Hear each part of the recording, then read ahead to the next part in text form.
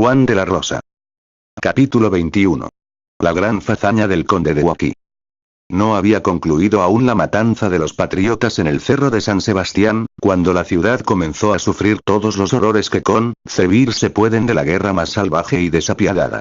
Los vencedores eran dueños de las personas y de los bienes de los insurgentes, según les había dicho más de una vez el gran pacificador conde de Huaki.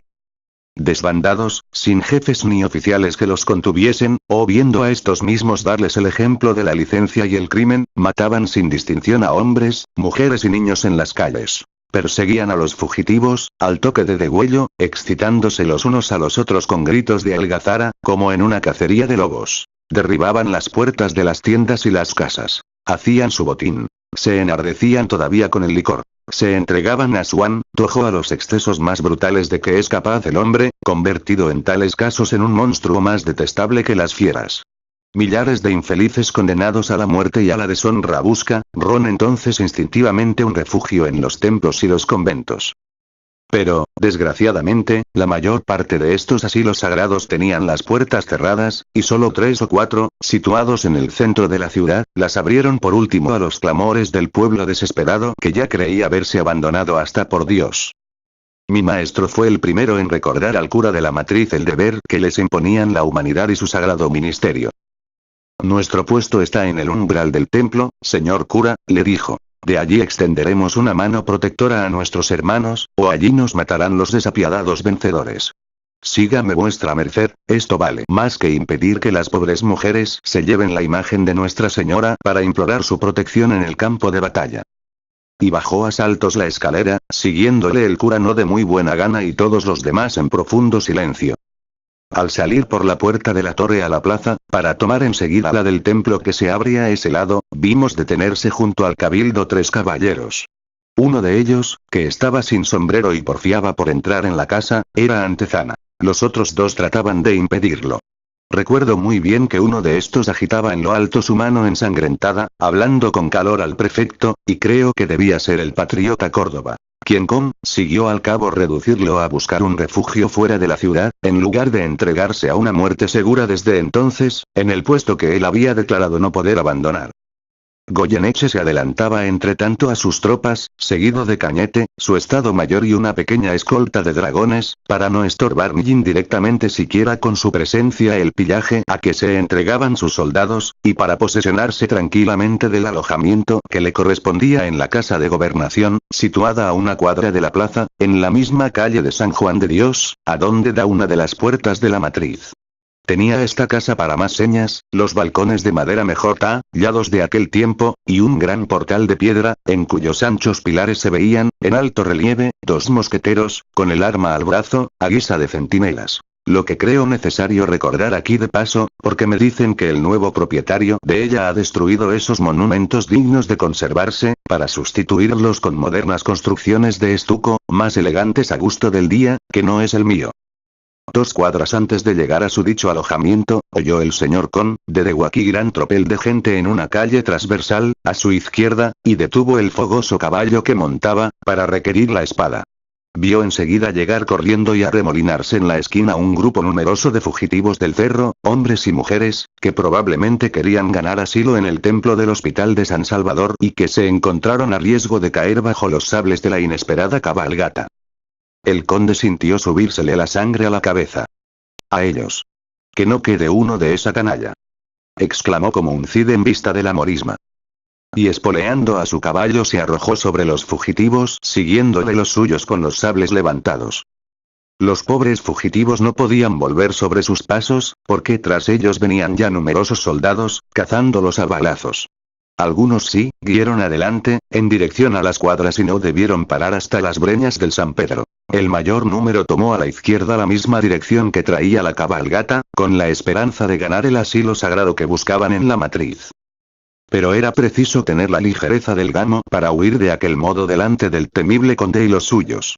El vencedor de Huaki, de Amiraya y San Sebastián tuvo la satisfacción de acuchillar por su propia mano a casi todos aquellos infelices. Heríalos de filo y de punta, al correr ellos despavoridos, o arrastrándose de rodillas a los pies de su caballo. cortaba atajos y hacía volar por los aires las manos que indistintamente se levantaban para parar los golpes de su tizona. Su corcel destrozaba con sus herrados cascos los cuerpos palpitantes. Su escolta concluía enseguida fácilmente aquella obra de exterminio. Los gritos de estas víctimas eran tales, que sobrepasaron a todos los clamores que resonaban en otras partes de la ciudad invadidas ya por los vencedores. Solo una pobre mujer, a la que el miedo había puesto alas en los pies, y 3 o 4 hombres de los más ágiles y robustos lograron llegar a las puertas del atrio de la matriz y precipitarse en el templo, para caer sin aliento en el suelo, perseguidos siempre por el conde enloquecido de Furor. Era aquella una joven blanca y rubia. Tenía un tremendo sablazo en la cabeza. Había perdido la mantilla y uno de sus zapatos en la fuga. Su salario, su rostro desencajado, sus ojos que parecían saltársele de las órbitas, el temblor que agitaba todos sus miembros, habrían inspirado compasión a una pantera. Solo podréis formaros una idea de ellos cuando os diga que la desgraciada había visto morir a su padre y su novio en el cerro y que, perseguida de ese modo por el conde de Huaki, acababa ahora de perder la razón. Muchos años después, en el de 1825, al volver a mi país, en el séquito del gran mariscal de Ayacucho, la vi huyendo siempre, ocultándose tras de las puertas de las casas. Decía que iba persiguiéndola sin descanso una furia infernal, en un caballo de fuego que le quemaba las espaldas con su aliento. Uno de los hombres que logró salvarse entonces con ella estaba negro de pólvora, cubierto enteramente de sangre. Reconocí en él, con mucha dificultad, a Alejo. Tenía muchas heridas y contusiones en todo el cuerpo, aunque ninguna mortal por fortuna. Goyeneche había conseguido herir a la mujer cuando ésta se le escapaba ya metiéndose en el atrio, pero perdió un momento enseguida, al torcer de ese lado a su caballo, y para recobrarlo, hundió con más rabia las espuelas en el vientre del noble animal, que lo puso de un salto en la puerta del templo. Creyendo volver a alcanzar allí con la espada a su víctima, descargó un tremendo golpe en la parte superior del postigo que se hallaba abierto y donde creo que puede distinguirse todavía la huella, que no han conseguido borrar las sucesivas capas de pintura en más de medio siglo. Cómo quisiera yo que se grabase allí su nombre para perpetuo recuerdo de su infamia. Los alaridos de la pobre loca, el tropel, ese golpe en la madera de la puerta, el ruido que los cerrados cascos del caballo produjeron en el pavimento del templo y que repercutieron las sagradas bóvedas, llamaron a aquella parte la atención de todas las personas que estaban reunidas en la matriz. Los sacerdotes, eran ya 5 o 6 con el cura y mi maestro y se habían colocado en la puerta principal que da a la plaza, se adelantaron llenos de indignación al encuentro del profanador, a quien no podían reconocer en tal momento. «Sacrílego. Impío», exclamaron mientras que un grito de consternación y espanto salía de todas las bocas de la multitud. Goyeneche detuvo a su caballo tembloroso, cubierto de sudor y de espuma. Se llevó maquinalmente la mano al sombrero, sin sacárselo de la cabeza. Miró atontado, como si saliese de un sueño, a los sacerdotes que venían a su encuentro, a la multitud que se apiñaba al otro lado, cerca del altar, y al sagrario en que aparecía descubierto el Santísimo con muchos cirios alumbrados. Su vista me impresionó de tal modo, que me parece tenerlo ahora mismo ante mis ojos. Era un hombre de más que mediana estatura, con escasos y lacios cabellos castaños, espaciosa y abultada frente, que permitía ver el sombrero echado para atrás. Grandes ojos de un gris claro y verdoso, nariz recta carnosa, labios delgados, barba cuadrada y saliente. Vestía uniforme militar, muy empolvado, con grandes botas de montar, cubiertas de sangre y lodo. Sentábase muy mal en lujosa silla de cajón, a usanza limeña. El caballo que montaba era uno de los más hermosos que he visto de la raza andaluza aclimatada en el valle del Rímac, vallo rojizo, brillante como el cobre bruñido, con largas crines y bien poblada cola de un negro de azabache. El cura que iba por delante, fue el primero en reconocerlo, y retrocedió 2 pasos de espaldas, mirándolo atontado a su vez, como si se negase a dar crédito a sus ojos. Para él, que tenía sus ribetes de realista, era imposible que ese hombre a caballo en el templo fuese don José Manuel Goyeneche, el gran cristiano, defensor de la iglesia, que se confesaba y comulgaba cada semana. Igual cosa pasó, también, a los demás sacerdotes, menos a Fray Justo, quien se abrió paso entonces y tomó la delantera. Estaba más pálido que nunca, trémulo de indignación, sus labios se agitaban convulsivamente, sus ojos despedían llamas, moviéndose más inquietos en sus órbitas. Un silencio sepulcral reinaba ahora en el templo. Solo se oía a momentos el ruido que hacían las patas delanteras del brioso caballo, al piafar este mascando el freno, con el cuello doblado en arco y respirando fuertemente por las humeantes fosas nasales. «Pícaros. Miserable canalla», murmuró el héroe de San Sebastián, y se dispuso a envainar la espada, para alejarse de aquel sitio y unirse a su escolta, que no había osado pasar como él ni la puerta del atrio del templo. Pero desgraciadamente sus ojos descubrieron en aquel momento a López Andreu, que se había adelantado en medio de los sacerdotes, y se puso cárdeno de furor, y brillaron sus ojos como los de un tigre hambriento al encontrar una presa antes perdida, y salió de sus labios una horrible imprecación, que heló la sangre en las venas de cuantos la oyeron y que jamás podían imaginarse que resonaría en aquel lugar sagrado, ni yo me atrevo a poner aquí en la cándida página donde voy consignando fielmente mis recuerdos. Al fin. Gritó después, levantando la espada y hostigando al caballo con la espuela. Miserable. Indigno, desnaturalizado americano. Le contestó mi maestro con voz vibrante, y se interpuso resueltamente, sujetando con mano vigorosa las riendas del caballo.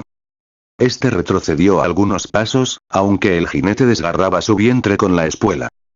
Goyeneche procuró entonces descargar un golpe sobre la cabeza del sacerdote. Pero el caballo se levantó sobre sus pies traseros, le hizo perder el equilibrio, soltar la espada, que quedó colgando de la dragona, y asirse con ambas manos de las crines. El padre no soltaba entre tanto las riendas de que se había apoderado. Le vimos colgado de ellas. Presenciamos atónitos aquella lucha, que terminó al cabo de un modo desastroso para él. Porque el caballo concluyó por derribarlo y pisarlo en el suelo, revolviéndose después enloquecido, para arrebatar de allí a su jinete abrazado de su cuello, impotente ya para darle ninguna dirección. Un grito de horror y de consternación general resonó en el templo. Yo corrí atropellando cuanto se encontraba al paso para auxiliar a mi maestro. Me senté en el suelo. Levanté sobre mis rodillas su venerable cabeza. Alejo rugía a mi lado como una fiera. Los sacerdotes hicieron círculo y se inclinaban con ansiedad. La multitud se agolpó de todas partes, dando gritos de dolor.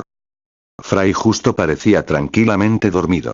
Una mujer trajo como por encanto un jarro de agua, con que le roció 2 o 3 veces la cara, teniendo ella inundada de lágrimas la suya. El padre abrió entonces los ojos. Nos miró. Una sonrisa plácida se dibujó en sus labios, y dijo: «No es nada, hijos míos». Su rostro se contrajo enseguida con el dolor que sentía al pronunciar estas palabras. «El infame, oh Dios mío», murmuró volviendo a desmayarse, y brotó de su boca sanguinolenta espuma. El cura se arrodilló a mi lado. Le volvió a rociar el rostro con el agua del jarro que arrebató de las manos de la mujer. Le tomó el pulso. Enjugó su boca con un pañuelo, y exclamó muy conmovido: «Se está muriendo. Era realmente el justo, el hombre del Señor, es preciso salvarle. Llevémosle a otro sitio, donde será posible prodigarle los auxilios que reclama su estado». «Yo lo llevaré en mis brazos, señor cura», sollozó el pobre Alejo. Lo levantó enseguida fácilmente del suelo, con la delicadeza y cuidado que pondría una madre para acostar a su niño dormido en su cuna.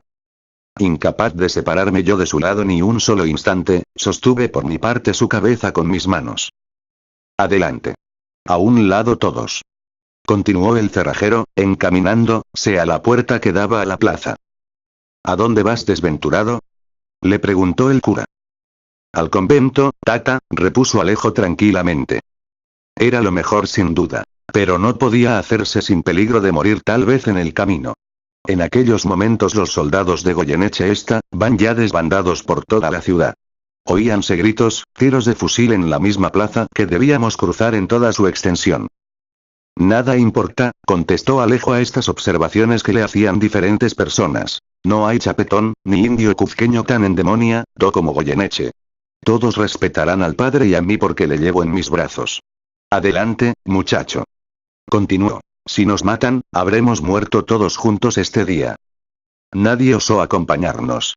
Al salir del templo, vi a un lado de la puerta, sobre un escaño, al pobre don Miguel López Andreu acometido de un acceso de sus tercianas. Muchas personas compasivas lo rodeaban, prestándole los auxilios que podían encontrarse en aquel lugar. «¿No hay ya rayos en el cielo para el impío que profanó tu templo, Dios eterno?», exclamaba el fiscal de la audiencia de Charcas, mientras castañeteaban sus dientes con las convulsiones de la fiebre. Partidas de soldados, guiadas algunas por indignos oficiales españoles, corrían en todas direcciones, para saquear las casas de los criollos más acomodados. Vi en la calle de Santo Domingo a un ayudante de Goyeneche, Alférez Zubiaga, defendiendo para sí solo la casa de uno de los miembros de la Junta Provincial, el patriota Arriaga. Esto mismo hacían con el mayor descaro otros jefes prestigiosos, que lograban imponer respeto a la soldadesca desbordada. A ninguno se le ocurrió proteger desinteresadamente la vida a la propiedad de ningún insurgente o habitante pacífico de la rebelde Oropesa. Alejo apretaba el paso y yo le seguía con dificultad sosteniendo la cabeza de mi maestro, cuando al llegar a media plaza, cerca de la fuente pública de Carlos III, oí desgarradores gritos de mujer en la esquina del barrio Fuerte.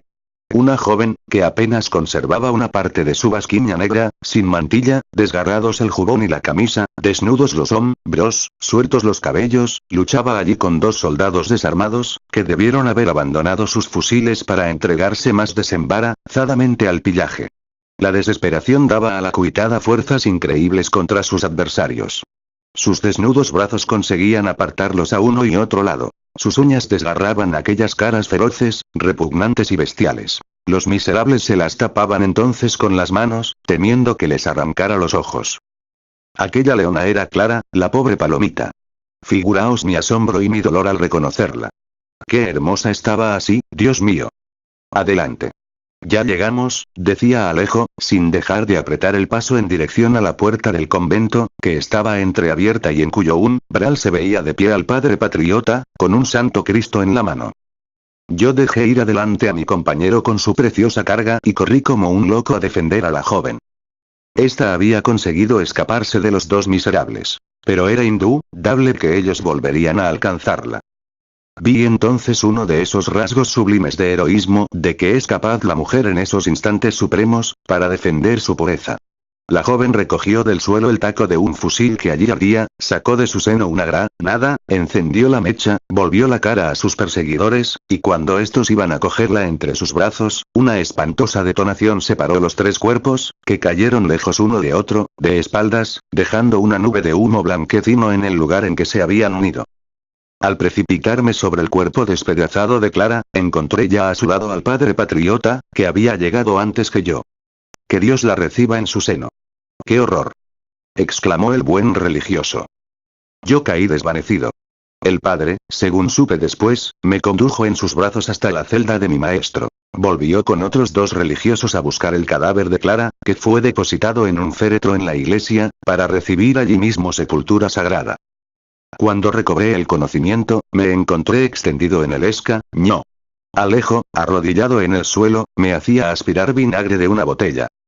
Me incorporé y vi al guardián Fray Eustaquio Escalera, venerable anciano, octogenario, que había reconstruido el templo y procurado restablecer en vano la disciplina del convento, sentado a la cabecera del lecho de mi maestro, con la cabeza inclinada, para oír no sé si la confesión o algún encargo del enfermo. Está bien, le dijo en voz alta. Puedes descansar tranquilo, hijo mío. Aquel día Alejo y yo permanecimos en el convento, auxiliando con los religiosos a mi maestro. El cerrajero quiso cavar, también, con sus propias manos el sepulcro de la pobre Clara. No permitía que nadie le hablase de la necesidad de curar sus heridas. Esto es muy poco, decía. Yo estoy acostumbrado a morir a bala desde aroma, expresión que ha quedado proverbial entre la gente del pueblo de mi país, aunque nadie sabe quién la usó primero y en qué circunstancias, por lo cual me apresuro a decírselo a todos al presente. La ciudad seguía entre tanto sufriendo todos los horrores imaginables de la guerra, como he dicho y lo repito otra vez, porque no encuentro más palabras con que describirlos. Pero, ¡no! Aquí está don Mariano Torrente, que hablará por mí en esta ocasión, con más probabilidad de ser creído.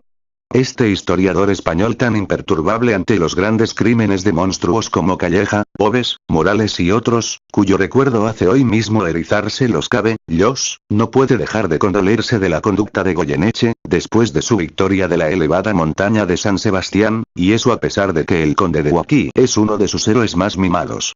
Arrastrado enseguida por su ciego fanatismo peninsular, trata de disculparlo de este modo. Dolorosa es por cierto la posición de un jefe virtuoso, que se ve precisado a autorizar o a disimular este acto violento sobre su propio suelo, pues Goyeneche era americano. Y es todavía más el verlo ejecutado por gentes de la misma familia, indios del Cuzco comandados por oficiales españoles. Pero ¿qué puede hacer un padre afectuoso cuando las amonestaciones, los consejos, la bondad, la tolerancia y el perdón aplicado repetidas veces a los criminales extravíos no producen más efecto que el de animar a los mismos reos a cometer otros mayores? ¿Qué había de hacer el jefe más circunspecto con una población, que tantas veces se había burlado de la humanidad del vencedor? ¿No quiere recordar don Mariano que ya Goyeneche se mostró cuál era en 1809? Que ofreció el saco de Cochabamba desde Potosí. Que nunca los insurgentes de mi país abusaron por su parte de la victoria. Que luchando por su libertad hacían bien de rebelarse 1000 veces, sin ceder a los halagos, ni a las amenazas de aquel traidor americano. Que, va. Parece que me hago muy viejo cuando voy vaciando así el tintero sobre cosas que todo el mundo ya ha juzgado. Al cerrar la noche los barrios céntricos de la ciudad quedaron un tanto tranquilos. El mismo Goyeneche se había visto obligado a contener a sus soldados. Porque comenzaron a incendiar la ciudad, por el barrio en que él tenía su alojamiento. La matanza, el saco, todos los crímenes que no se pueden ni nombrar continuaban todavía y continuaron por 3 días en los suburbios. El padre Escalera había escrito un papel por encargo de mi maestro. Me lo entregó cuidadosamente sellado, y me dijo: es preciso que vayas a dárselo ahora mismo a doña Teresa. Uno de los hermanos te acompañará hasta su casa. Yo quise despedirme de mi maestro, pero el guardián no me lo consintió. Dejémosle en completa quietud. No debe hablar ni moverse, vete, hijo mío. Volverás otro día, me dijo, acompañándome él mismo hasta la puerta, donde me esperaba el padre patriota.